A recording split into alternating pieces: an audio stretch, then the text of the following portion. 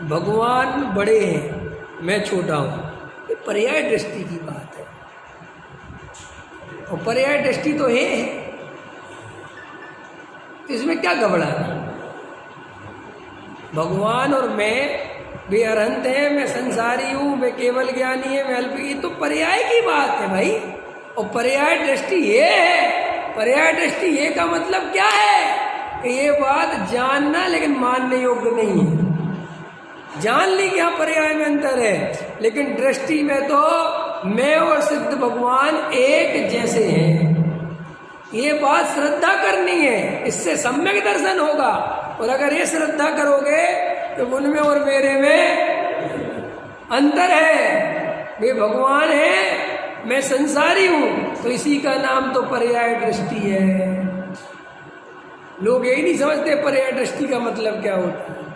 पज्जय मूढ़ा ही पर समया, सब प्रवचन सार में आचार्य कुंद कुंदेव कहते हैं जो पर्याय मूढ़ है वे मिथ्या दृष्टि है, पर समय है। अभी आज तक किसी को समझे पर्याय मूढ़ का मतलब क्या है। पर्याय मूढ़ पता कहाँ तक चलती है, नो कर्म में एकत, द्रव्य कर्म में एकत, भाव कर्म में एकत। अब जो भाव कर्म में एकत्व का लक्षण है कि भगवान है और मैं संसारी हूँ, ये काय का लक्षण है कि भाव कर्म में एकत्व होने से। अगर भाव कर्म में एकत्व नहीं होता, भाव कर्म समझते हो ना, भाव कर्म ये राग देश मोह के परिणाम, इनका नाम क्या है। तो जिस जीव को इसमें एकत्व होगा तो वो क्या कहता है कि मैं तो वर्तमान में रागी द्वेषी हूँ और जिनेंद्र भगवान वीतरागी है। इसी का नाम तो पर्याय दृष्टि है पंकज जी। तो ब्रह्म मंदिर क्यों आते हैं, प्रश्न करना चाहिए। ये प्रश्न ही बहुत आता, मंदिर क्यों आते हैं, अपने को देखने के लिए, अपनी याद आ जाए, इसकी याद आ जाए। क्योंकि आत्मा अमूर्तिक प्रदेशों का पुंज, ज्ञान आदि गुणों का धारी, और अपन को इंद्रियों से दिखती है देह, और आत्मापन बार बार भूल जाते हैं कि मैं आत्मा हूँ। इसलिए मंदिर में आके मैं आत्मा हूँ, मैं ये शरीर नहीं हूँ, ये याद आ जाए, इसलिए भगवान के दर्शन करने आते हैं।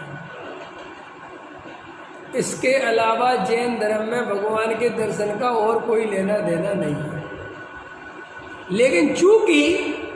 लेकिन चूंकि हम ऐसी परंपराओं के बीच में रहते हैं तो हम उसी रूप में ढल जाते हैं।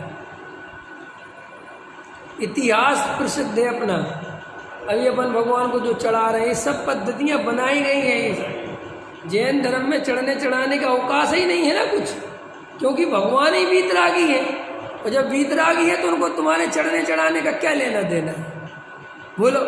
अब लेकिन ठीक है, परंपराएं पद्धति हैं वो चल।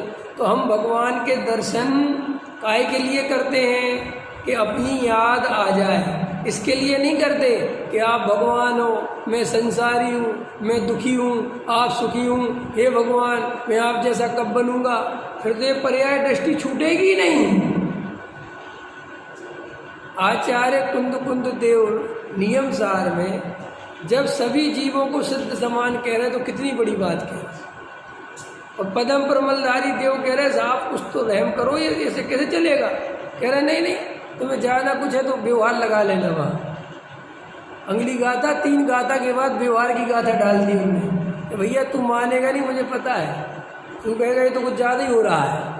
8 गुण भी है, ये तो कुछ ज़्यादा ही हो गया है कि नहीं। 8 गुण तो पर्याय की बात हो गई ना, ये तो मत कहो कहीं है कि नहीं साहब। तो कहा चलो ठीक है भैया व्यवहार की गाथा डाल दो कि वो व्यवहार से संसार है। व्यवहार है कि उपाधि है, कैसा है, कैसा है, उपाधि है, ये नहीं है व्यवहार। व्यवहार उपाधि है, कहने के लिए है, और निश्चय कहने के लिए उपाधि है। असली में तो ये है, में अपनी गणित कैसे चलती है। अपन निश्चय को कहते हैं उपाधि और व्यवहार को कहते हैं, जबकि अपन सारी बात मानते हैं व्यवहार की, निश्चय की तो एक मानते ही नहीं। क्योंकि निश्चय की मानते ही तो सम्यक दृष्टि हो जाए।